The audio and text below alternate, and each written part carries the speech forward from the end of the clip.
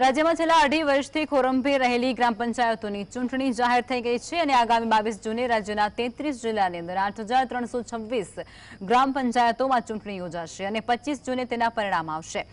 રાજ્યના ચૂંટણી commissioner doctor S મુરલીકૃષ્ણન ચૂંટણીની જાહેરાત કરતા કહ્યું હતું કે આગામી 2 જૂનથી ચૂંટણીનું જાહેરનામું બહાર પાડવામાં આવશે, જ્યારે ઉમેદવારી પત્ર ભરવાની છેલ્લી તારીખ 9 જૂન છે। આ સાથે જ 22 જૂને મતદાન યોજાશે અને 25 જૂને મતગણતરી કરાશે। મહત્વની વાત અહીં એ છે કે પંચાયતોની ચૂંટણીમાં ઈવીએમનો ઉપયોગ થશે નહીં। ઉલ્લેખનીય અહીં એ પણ છે કે ગુજરાતમાં 4000 ગ્રામ પંચાયતમાં 3 વર્ષથી વહીવટદારનું શાસન ચાલે છે, જેની અંદર વધુ 1400 જેટલી પંચાયતોનું મુદ્દત 30 જૂને પૂર્ણ પણ થઈ રહી છે। રાજ્યમાં બનાસકાંઠા જિલ્લામાં સૌથી વધુ 617 જેટલી ગ્રામ પંચાયતની ચૂંટણી છે, જ્યારે પોરબંદરની અંદર સૌથી ઓછી 56 પંચાયતની ચૂંટણી યોજાશે।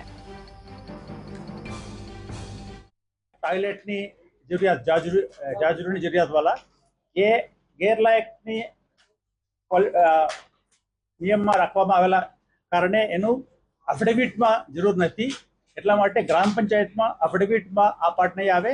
ખાલી એક સેલ્ફ ડિક્લેરેશન એકરાર પત્ર એક રજૂ કરવાનું હોય છે।